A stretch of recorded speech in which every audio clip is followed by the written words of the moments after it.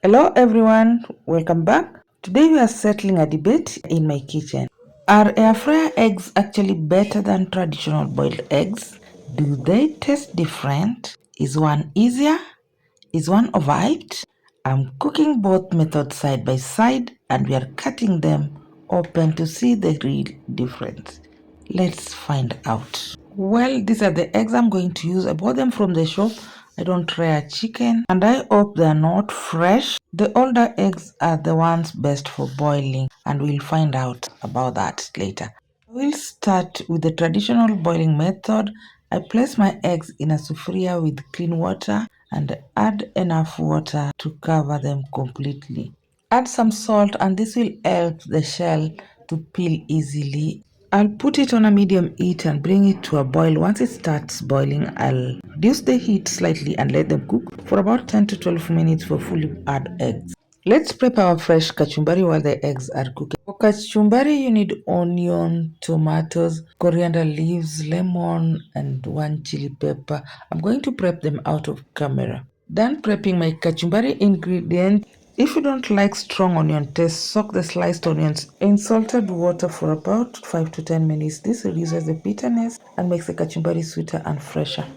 Next, strain the soaked onions and now mix everything in a bowl of tomatoes. Thanks for stopping by, and if you're coming across my video for the first time, feel most welcome. And if you like what you're seeing, kindly consider subscribing. Like, comment, and share, and press the bell icon so that you'll get notified wherever I upload a new video. Watch the video up to the end. Thank you. Add a pinch of salt or sprinkle some salt to taste.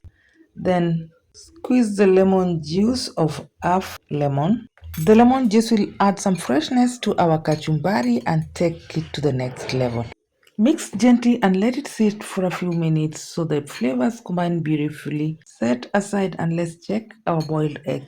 Once the eggs are ready, immediately transfer them into a cold water. This step is very important because it stops the cooking process and helps us get that perfect yellow yolk. Let the eggs sit in the cold water for about 10 minutes. Next, let's move to method 2, air fryer eggs.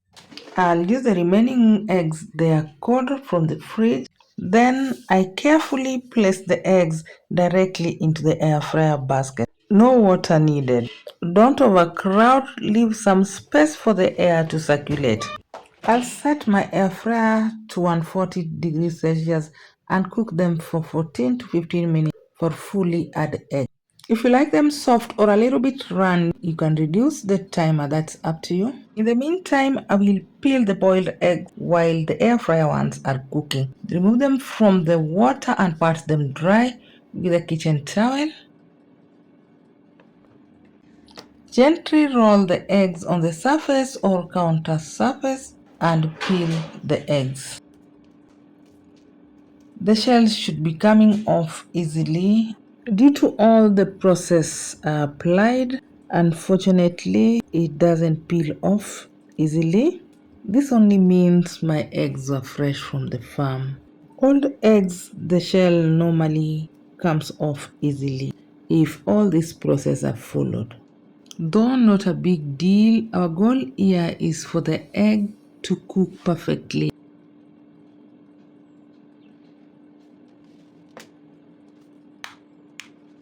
Therefore, stick around up to the end, then we compare the results and see if there's any difference and settle this debate once and for all. Thank you. Watch the video up to the end.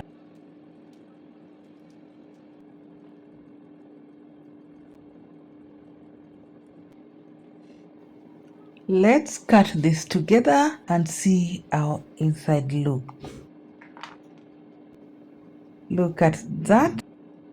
Perfectly cooked.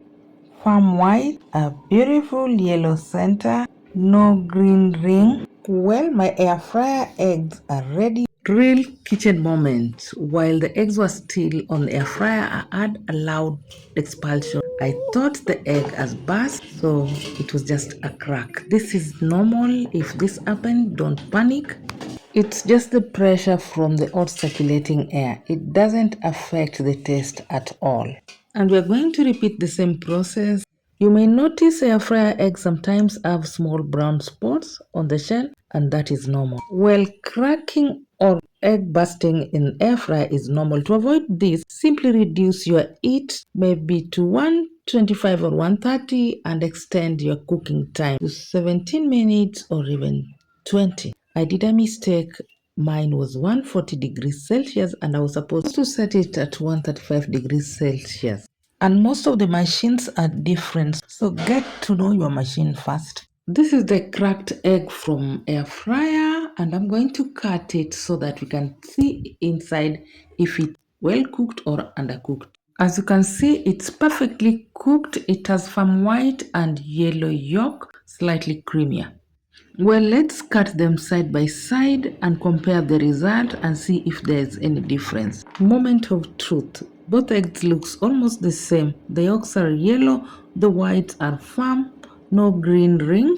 Texture-wise, the air fryer eggs feel slightly creamier, but very slightly. I will serve both with fresh kachumbari. This is a very affordable, healthy Kenyan meal. We call it here in Kenya Mayai Pasua. You simply make a slit at the center, then add generous amount of your fresh kachumbari. Back to comparison, taste-wise. Honestly, they taste almost identical. So here is my final verdict. If you want a convenient and you already have an air fryer, go for the air fryer method. But if you're boiling many eggs at once or you don't have an air fryer, the traditional water method works perfectly. There's no big magic difference, they both cook perfectly. The real winner, whichever method is easier for you, go for it. If this comparison helped you, don't forget to like and subscribe and comment below whichever method you prefer. From my kitchen to yours, let's keep cooking simple and smart. Thanks for watching, and I hope to see you in the next one. Bye bye.